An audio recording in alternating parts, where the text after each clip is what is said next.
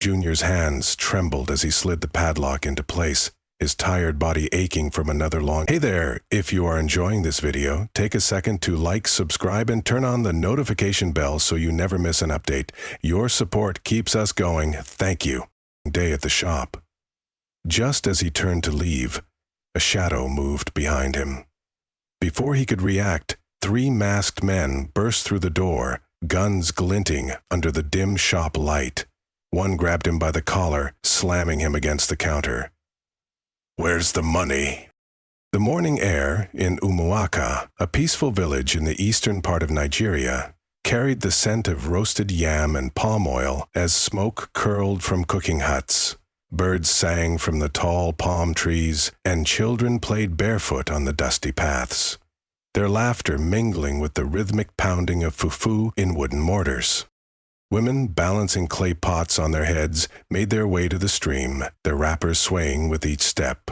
Life continued as usual in the village, but for Junior, the world had turned gray. He sat outside his late father's thatched hut, staring blankly at the ground. His heart was heavy, his stomach empty. The sun rose higher in the sky, casting long shadows across the compound, but he barely noticed.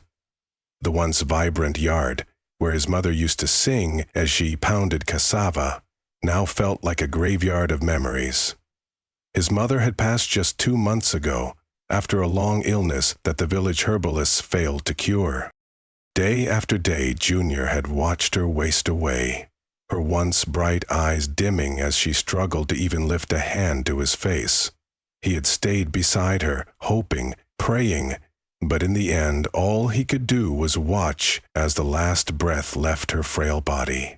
The wails of the women had filled the air that evening, carrying his pain into the night. The family had barely finished mourning her when tragedy struck again. His father, Pawokike, had gone to the river during a storm to fetch water, only for his body to be found the next morning, lifeless among the rocks. The villagers speculated in hushed tones. Was it the spirits of the river? Had he angered the gods? Or had grief simply pulled him into the abyss? The village elders gathered under the ancient iroko tree, whispering about the cruelty of fate. They chewed bitter cola and shook their heads, their wise eyes filled with pity as they looked toward the orphan boy sitting alone in the yard. "What will happen to the boy now?" one asked, his voice barely above a whisper. "He is just 14. He cannot fend for himself," another murmured, exhaling deeply. The weight of their words pressed against Junior's chest like a boulder. He knew he was alone now, truly alone. His only surviving relative, Uncle Ibuka, had stepped forward reluctantly. "He will come with me," he said, his voice devoid of warmth. And so, Junior left his family home behind, clutching a small bundle of clothes tied in a faded wrapper, his only possessions in the world. Ibuka's compound was larger than his father's, but it did not feel like home. His wife, Auntie Ngozi, barely acknowledged him, her lips pressed into a thin line whenever he entered a room. His cousins, Chike and Namdi, eyed him with disdain, as though he were an intruder in their world. He had been given a small mat to sleep on in the corner of the hut, near the firewood pile. Days turned into weeks, and it became clear Junior was an extra mouth to feed. "You will have to work for your keep," Uncle Ibuka told him one evening after he had barely touched his plate of watery soup. "There is no free food here." And so Junior's days began before the sun rose.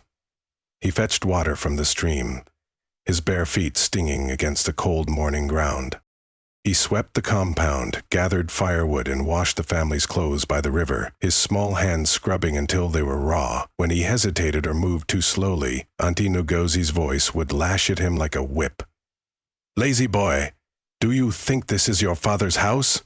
Each night, he lay on his mat, exhaustion weighing down his limbs, hunger gnawing at his belly. He thought of his mother's gentle hands, his father's deep laughter, the warmth of home. Now, all he had were the shadows dancing on the mud walls and the distant hoot of an owl. Yet, despite it all, a flicker of resilience burned inside him. He would survive. He had to. One evening, as the crickets sang their familiar tunes, Uncle Ebuka sat Junior down on the wooden bench outside their hut. The night air was thick with the scent of burning firewood and the distant laughter of children playing under the moonlight. "Junior, you know I am a poor man," Uncle Ebuka began, his voice heavy with the weight of responsibility. "I cannot take care of you the way I should, but there is a way out." Junior looked up, his young face filled with uncertainty. He had learned long ago that good news rarely followed such serious conversations. "I have spoken to an old friend of mine, Chike in Lagos," Uncle Ebuka continued. "He is a rich businessman at Latipo Market. He has agreed to take you in as an apprentice. If you serve him well, he will settle you one day." Junior swallowed hard. Lagos, the city of chaos and opportunity. He had heard the stories, tales of endless traffic of wealth and poverty coexisting side by side, of people who went there and never returned the same. He had never stepped outside Umuaka before. The idea of leaving everything he had ever known behind sent a cold shiver down his spine, but he had no choice.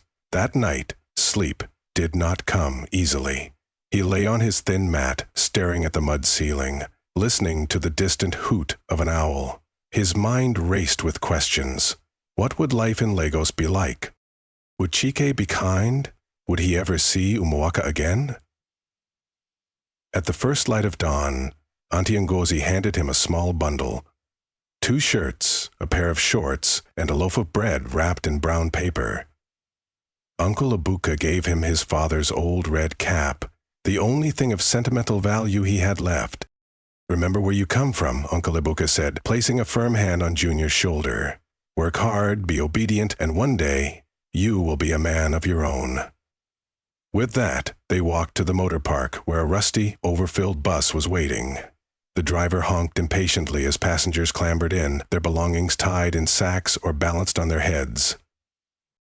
Junior hesitated for a moment, his eyes scanning the horizon, taking one last look at Umuaka before stepping onto the bus. The journey was long and grueling. The bus rattled over potholes, throwing passengers against one another like loose grains in a calabash. At every stop, hawkers shoved roasted plantains, ground nuts, and sachets of water through the windows, calling out their prices in rapid succession. The thick scent of sweat, dust, and dried fish filled the air. Junior held his bundle tightly to his chest, his heart hammering with each mile that took him farther from home. As they neared Lagos, the landscape changed. The green fields and red earth of Umuaka gave way to a sprawling metropolis. Skyscrapers loomed in the distance, dwarfed only by the massive billboards advertising everything from mobile networks to miracle-working pastors. The roads were congested with cars, motorcycles, and danfos, yellow minibuses, packed with commuters yelling over one another. When the bus pulled into the chaotic motor park, Uncle Ebuka nudged Junior forward. "There," he said, pointing to a stout man with a thick mustache and piercing eyes standing by a parked car. "That is Chike." Chike looked Junior over, nodding approvingly. "You will learn fast, boy," he said in a gruff voice. "Lagos is not for the weak." Junior followed him, weaving through the noisy, bustling market where traders shouted their wares. "Original spare parts here? Madam, come buy fine lace." The smells were overpowering, a mix of fried meat, exhaust fumes, and the salty ocean air. Junior's head spun as he struggled to keep up. Chike's shop was a small, crowded space, stacked from floor to ceiling with car parts. Customers haggled loudly while apprentices darted about, fetching tools and packages. Behind the shop was a narrow alley, where Chike led Junior to a tiny room. "This is where you will sleep," he said, pointing to a thin mattress on the floor. A single dim bulb flickered overhead. "Work starts early." No laziness, no complaints. Junior placed his bundle on the mattress and sat down. The walls were peeling, and the air was thick with the smell of grease and metal. He closed his eyes, trying to steady his racing thoughts. He was in Lagos now. His fate was no longer in Umuaka. Whatever lay ahead, he had to face it. The next morning, before the sun had fully risen, Chike's booming voice jolted Junior awake. "Boy, come out! Work has started!" The day was a blur. He learned to sweep the shop, organize spare parts, and run errands across the busy streets. By midday, his feet ached and his stomach growled in protest, but he dared not complain. "Eat quickly," another apprentice named Emeka told him during their short break, handing him a plate of rice and beans. "Here, you must be fast, or you'll miss everything." Days turned into weeks. Junior's hands grew calloused from handling rough metal parts. His ears adjusted to the constant noise of Lagos. He learned to navigate the market, dodging reckless Okada riders and pushy traders. Slowly, he understood the rhythm of his new life. Yet at night, when he lay on his thin mattress, he thought of Umuaka, the gentle hum of crickets, the scent of roasted yam, his mother's soft lullabies. He missed home, but he knew there was no turning back. One evening, as he locked up the shop, Chike called him over. "You are learning fast, boy," he said, nodding in approval. "Keep working hard, and one day you will have a shop of your own." Junior felt a spark of hope ignite in his chest. Maybe, just maybe, Lagos was not only a city of chaos, but also a city of opportunity. And perhaps, if he worked hard enough, he could carve out a future for himself in this unfamiliar place. Lagos was overwhelming. The air was thick with the smell of fuel, roasted corn, and sweat. Vehicles honked aggressively, traders shouted for customers, and the streets never seemed to rest. The energy of the city was unlike anything Junior had ever known. The towering buildings cast long shadows over the crowded streets, and the ceaseless movement of people made his head spin. He clutched his small bag tighter, afraid of getting lost in the sea of strangers. Oga Chike, a tall, broad-chested man with a deep voice, welcomed Junior into his home. His presence was imposing, his thick mustache twitching as he spoke. He had the air of a man who commanded respect, and Junior knew from the start that this man would not tolerate weakness. "This is not a place for lazy people," Oga Chike warned. "You will wake up before the sun, and you will sleep when the work is done. Do you understand?" "Yes, sir," Junior answered, his voice barely above a whisper. "Good. Now, go and eat. Tomorrow, we start work." And so his apprenticeship began. Junior quickly realized that life in Lagos was far from easy. His tasks were endless. Sweeping the shop, arranging spare parts, running errands, carrying heavy goods under the scorching sun, and closing the shop late into the night. The market was a ruthless place, where only the strong survived. The smell of grease and rusted metal clung to his clothes as he moved through rows of auto parts, each shop crammed with tires, engines, and tools. Customers haggled loudly, while traders cursed and swore at each other over prices. The work was exhausting. Junior's hands, once soft, became calloused from lifting heavy car batteries and engine blocks. His back ached from bending over to sweep and scrub the shop floor. He was often sent on errands across the vast, chaotic market, dodging reckless motorcyclists and aggressive touts. His feet burned from walking miles each day in worn-out sandals. There were days he went to bed hungry, his stomach rumbling through the night. Oga Chike provided food, but it was barely enough. Sometimes just a small plate of rice or a piece of bread. When he dared to ask for more, Chike would glare at him. "Do you think money grows on trees? If you work hard, one day you will eat like a king. For now, manage." Junior learned quickly that complaining was useless. The only way to survive was to endure. Despite the hardship, he paid attention to everything. He listened when Oga Chike negotiated with customers, watching how he handled difficult buyers and tricky transactions. He memorized the names of car parts, where to find them, and how to tell real ones from fakes. Some days, he helped fix minor issues on cars, handing tools to the mechanics who worked nearby. Slowly, he was beginning to understand the trade. But not everyone was kind. The older apprentices bullied him. making him do their work or threatening to beat him if he refused. "Village boy," they sneered. "Do you even know what a carburetor is?" They laughed as he struggled with the weight of a car tire almost as big as he was. Yet, Junior did not complain. He endured. He reminded himself that he had no home to return to. This was his chance to survive, to build a future. And so, each morning, before the first rays of sunlight touched the city, he was already up, sweeping the shop and preparing for the long day ahead. One evening, after a particularly grueling day, Ogachike sat outside the shop, smoking a cigarette. He motioned for Junior to sit beside him. "You work hard, boy," he said gruffly. "That is good. But Lagos will test you. Many boys come here and run away. They say it is too hard." Junior stared at the ground, his fingers twisting the hem of his worn shirt. "I won't run," he said firmly. Chiki nodded approvingly. "Good. If you learn well, if you are loyal, one day you will have your own shop. That is how it works. Apprenticeship is not forever. It is a road to something greater." Junior felt a small spark of hope. It was the first time Chiki had spoken to him without barking an order. Maybe, just maybe, there was a future for him in this city. But Lagos was unpredictable, and challenges lay ahead that Junior could never have imagined. But he endured. Years passed, and Junior grew into a man. He had arrived in Lagos as a frightened boy, unsure of what the future held, but now he stood tall with confidence. The city had hardened him, sharpened him, and molded him into someone unrecognizable from the timid orphan who had once clutched his father's red cap on the way to an unknown destiny. Under Ogachike's strict tutelage, Junior learned the art of business. How to negotiate fiercely, how to spot fake spare parts, and how to gain the trust of customers.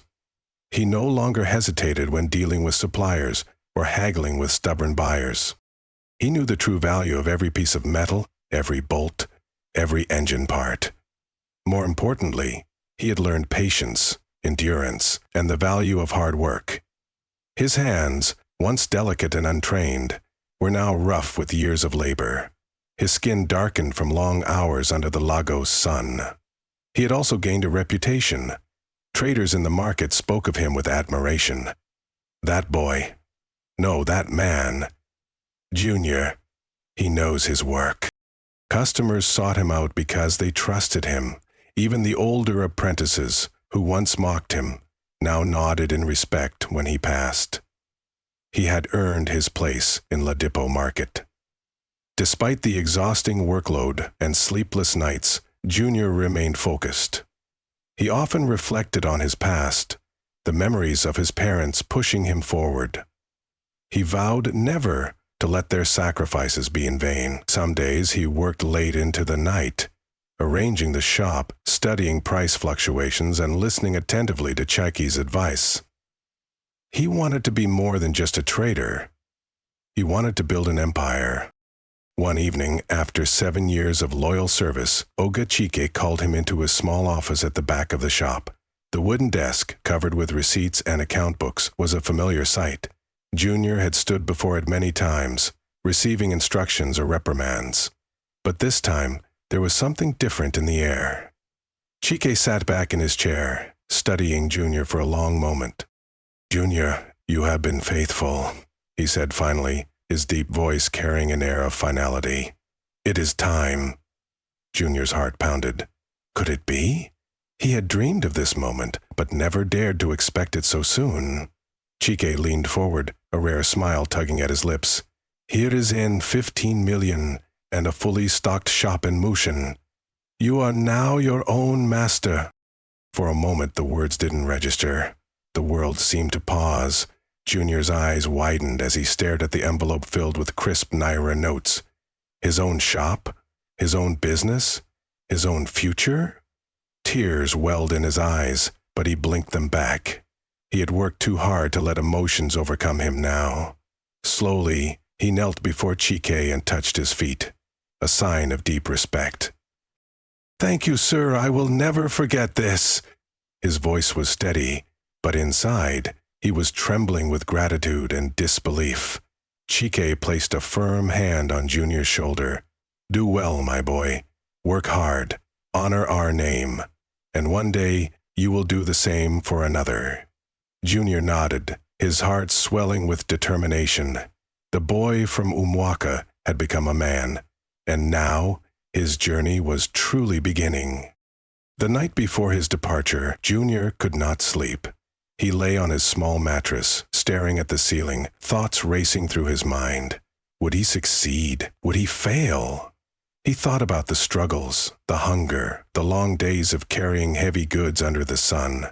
He thought about the moments of doubt, when he questioned whether he would ever rise above his circumstances.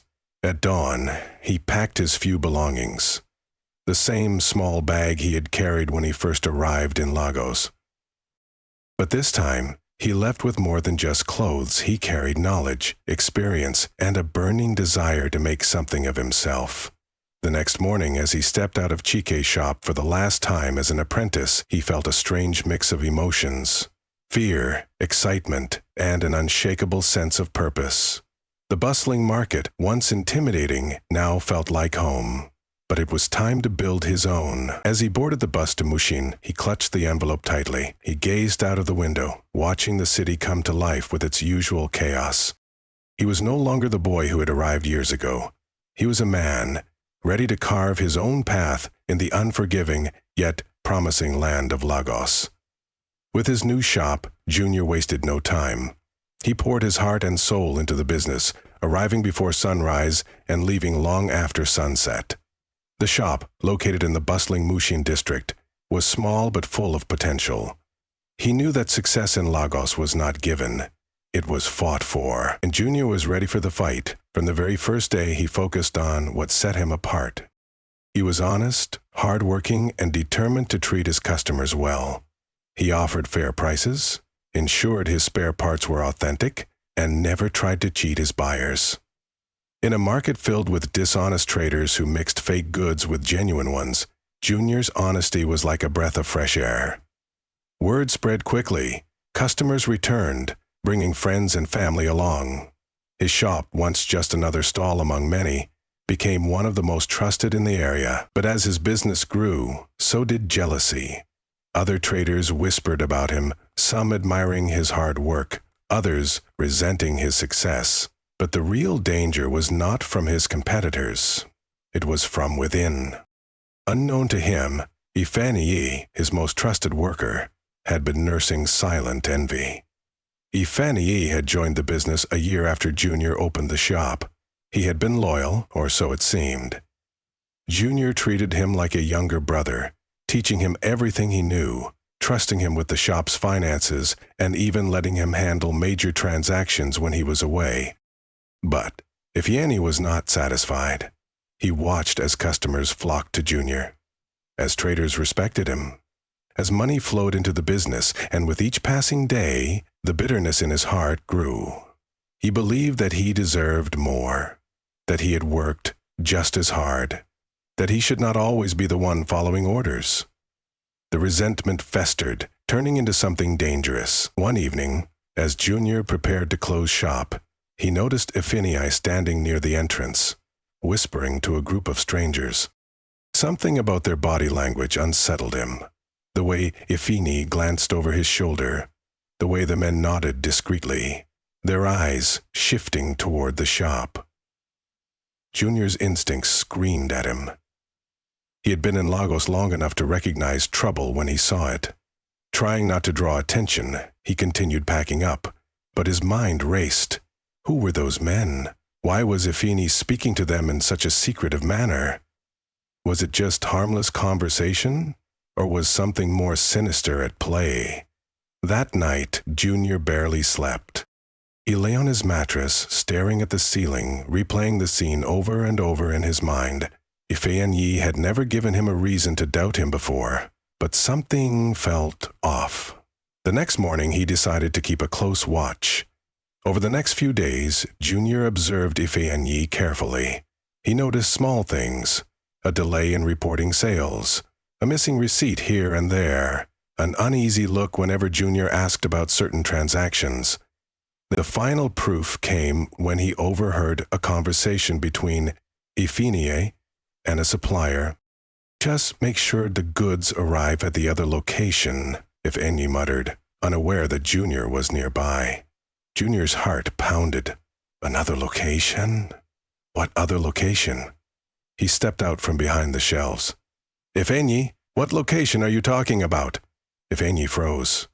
His eyes darted around, as if searching for an escape. "Abba, I was just—" "Tell me the truth." Junior's voice was calm but firm. Iphigenie's shoulders slumped. He knew he had been caught. But instead of remorse, there was defiance in his eyes. "I should have my own business too. I work just as hard as you. But no, it's always Junior this, Junior that." Junior clenched his fists, anger simmering. "So you decided to steal from me? After everything I have done for you?" Iphigenie scoffed. "You think you're better than me. You got lucky. I made this business successful too." At that moment, Junior realized the depth of Iphigenie's betrayal. He had not just stolen money. He had been setting up his own shop behind Junior's back, using Junior's resources, Junior's suppliers, and even Junior's customers. Taking a deep breath, Junior turned to the supplier. "From today, Iphigenie is no longer part of this business. Do not do any dealings with him on my behalf." The supplier, sensing the tension, nodded and quickly excused himself. Iphigenie's face twisted with rage. "You will regret this. You think you can survive without me." Junior looked him in the eye. "I survived worse before you, and I will survive after you." With that, he walked away, leaving Iphigenie standing there, his betrayal now fully exposed. But Junior knew this was not the end. Lagos was not a city that allowed mistakes to be forgotten easily. Iphigenie would not go quietly. And Junior had to prepare for whatever was coming next. That night, as Junior was locking up his shop, exhaustion weighed on him like a sack of cement. The day had been long and grueling, filled with haggling customers, heavy lifting, and managing his workers. He wiped the sweat from his brow and let out a deep sigh, reaching for the iron padlock that secured the shop's metal doors. The streets were quieter now, with only a few traders lingering behind to tally their sales. To set aside, just as he slid the key into the lock, the sound of hurried footsteps broke the silence. Before he could react, 3 masked men stormed in, their presence filling the small shop with a suffocating sense of dread. "Where is the money?" one of them barked, his voice sharp and demanding. Junior's heart pounded. His instinct screamed at him to run. But there was nowhere to go. The men were armed, their dark eyes gleaming from behind their masks. A second man, taller than the others, took a threatening step forward, brandishing a pistol. "I don't keep cash in the shop," Junior said, his voice steady despite the fear creeping up his spine. It was the truth. He had always made it a point to deposit his earnings at the bank. Keeping large sums of money in the shop was dangerous, and he had heard too many stories of traders losing everything to armed robbers. The leader of the gang let out a bitter laugh. "Do we look like fools to you?" He nodded to one of his men, who swung the butt of his gun at Junior's head. Pain exploded in his skull as he stumbled backward, hitting the cold, hard floor. His vision blurred, and a warm trickle of blood ran down the side of his face. The room spun, the fluorescent light above him flickering ominously. His father's red cap, which had fallen from his head in the struggle, lay crumpled on the floor beside him. The robbers wasted no time. They ransacked the shop, pulling open drawers, overturning shelves, and smashing glass display cases.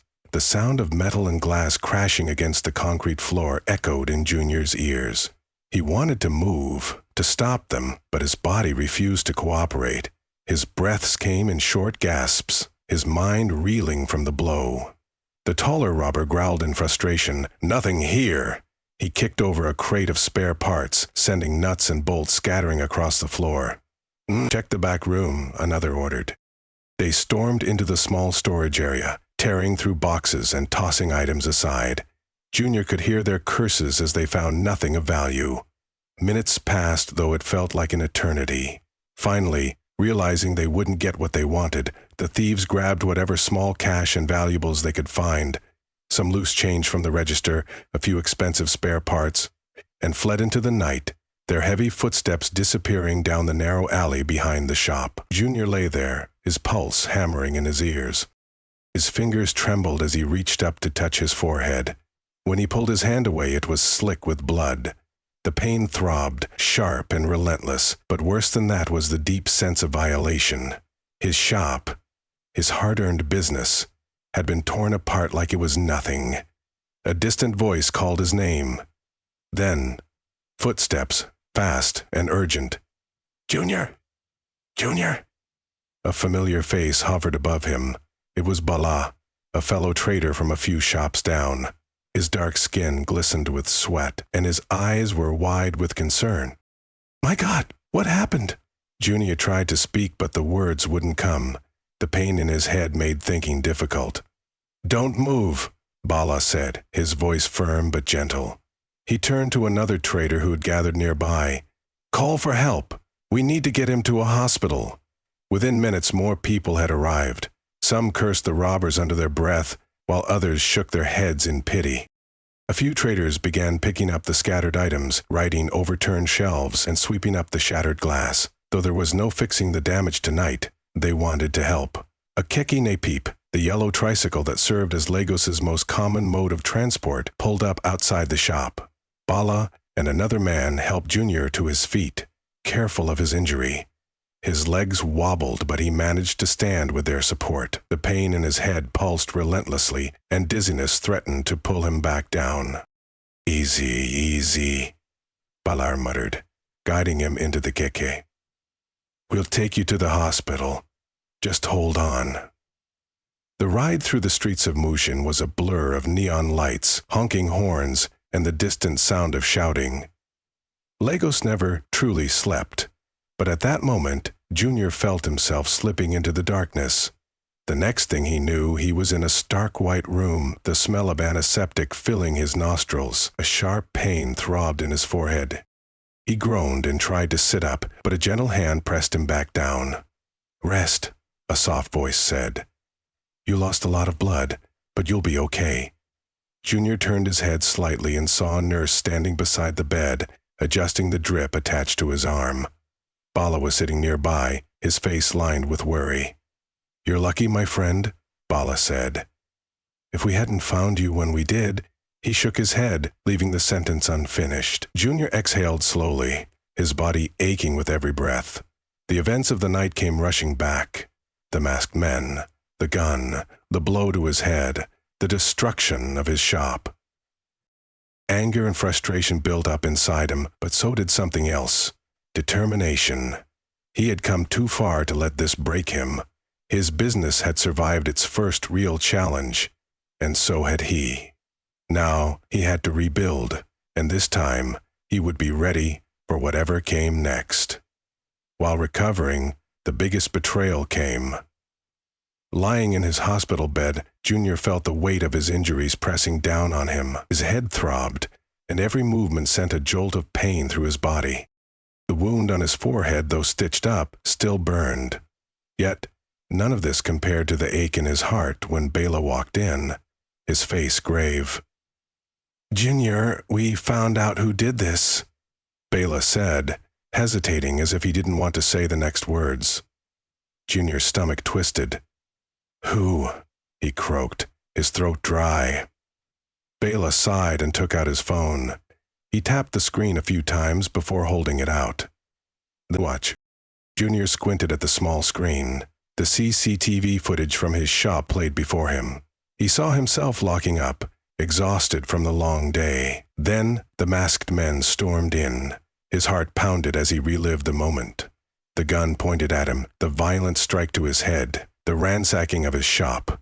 Then came the part that made his blood run cold. One of the masked men, just before fleeing, pulled off his face covering for a split second. The grainy footage caught his face clearly. It was Ifeanyi. Junior felt as if the air had been sucked from the room. Ifeani, the same man he had trusted, the same man he had taken in when he had nothing, the same man who had worked beside him, laughed with him, shared meals with him, had orchestrated the attack. His mind raced with memories. Ifeani had come to him desperate for work years ago, claiming he needed a chance to escape poverty. Junior had taken him in, taught him everything he knew, and treated him like a brother. And this was how he repaid him? Junior's fingers clenched into fists, his nails digging into his palms. The pain in his head was nothing compared to the pain of betrayal. Ogachike arrived later that evening, his expression unreadable. He sat beside Junior, patting his knee gently. "I heard what happened," he said in a low voice. "You know what must be done." Junior didn't answer. Ogachike leaned forward. "Do you want revenge?" The question echoed in Junior's mind. Did he? Every part of him screamed for justice. He had worked so hard to build his business, and in one night, everything had been torn apart by someone he had trusted. He could have Ifeani arrested. He could call for the street boys to handle it, the way Lagos men did. He could demand payback. But then, he thought about the path he had taken to get here, the struggles, the lessons Ogachike had taught him, the sacrifices his late father had made. If he chose revenge, what would he become? Would he be any different from Ifeani? Junior closed his eyes, taking a deep breath. The anger burned inside him, but he refused to let it consume him. Then he shook his head. "No, Oga. I will leave it to God." Ogachike studied him for a long moment, then nodded approvingly. "You are wiser than most men. But do not mistake mercy for weakness. Be careful who you trust next time." Junior knew Ogachike was right. This was a lesson learned in the most painful way possible. Ifeani had betrayed him once. He would never get another chance. Instead of dwelling on revenge, Junior focused on rebuilding.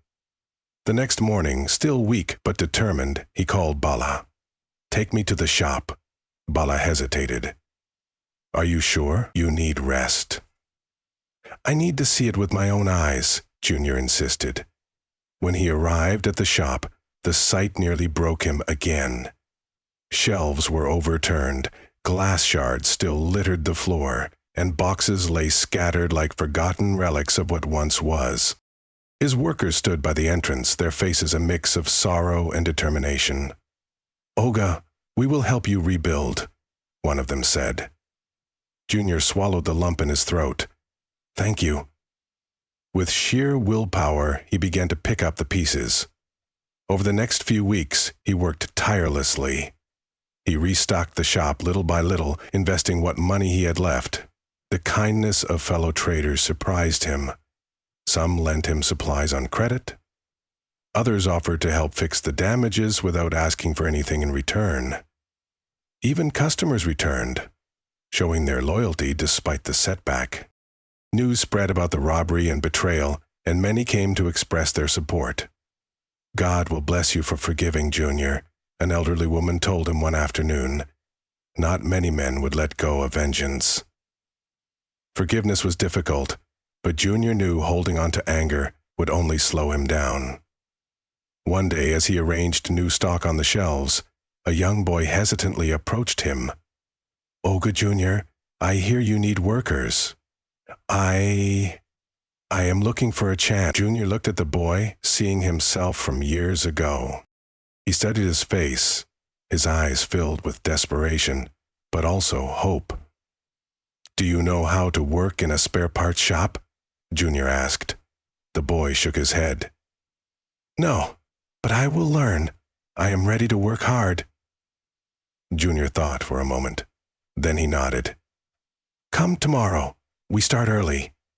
As the boy grinned with gratitude, Junior felt something shift in his heart. He had lost a worker to betrayal, but he had gained something greater: wisdom, resilience, and the knowledge that even after the deepest pain, there was always a chance to rebuild.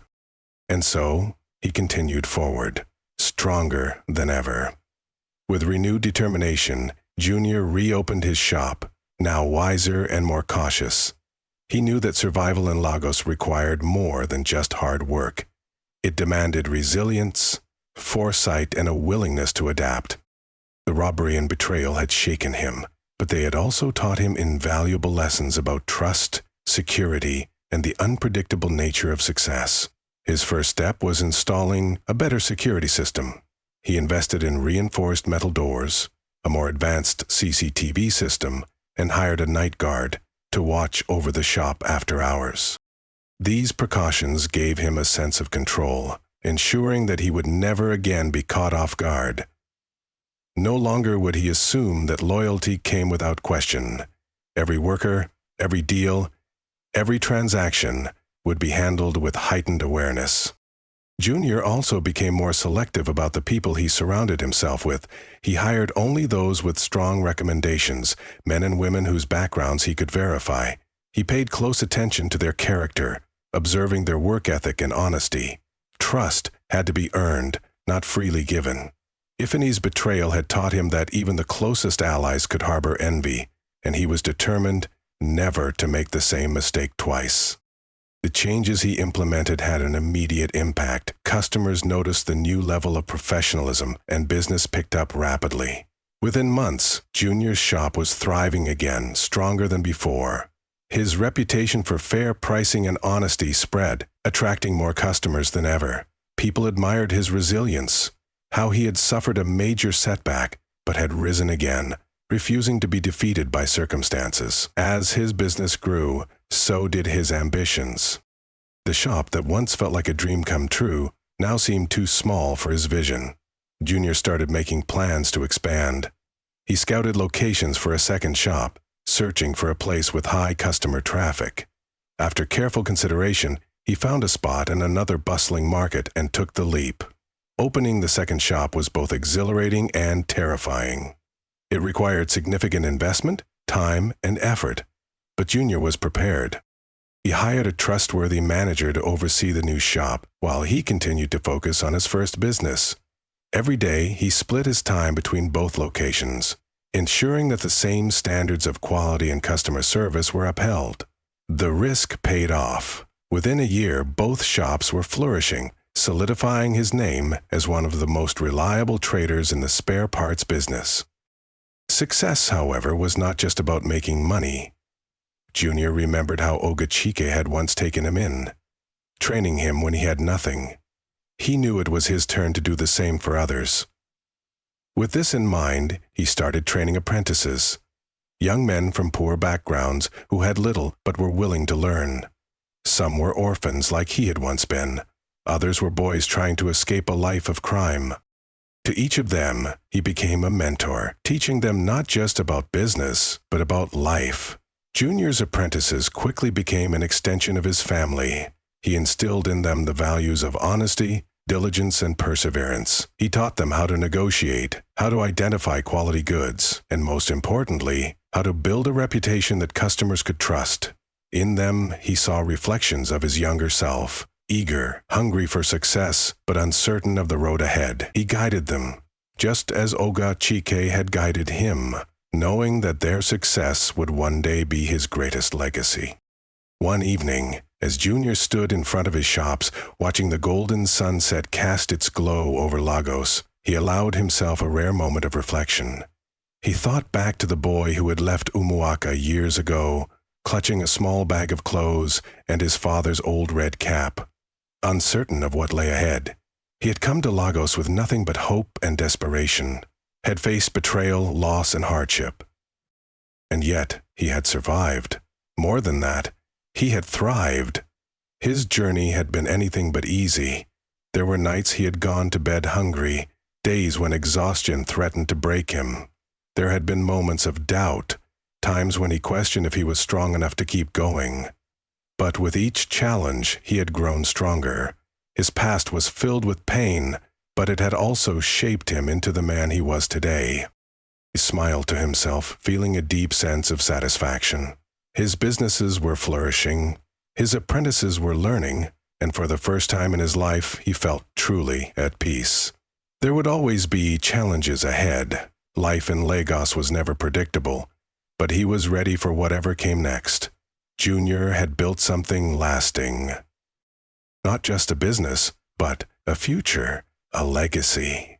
And as he watched the city come alive with its familiar sounds, the honking of cars, the shouts of traders, the distant laughter of children, he knew one thing for certain: he had found his place in the world.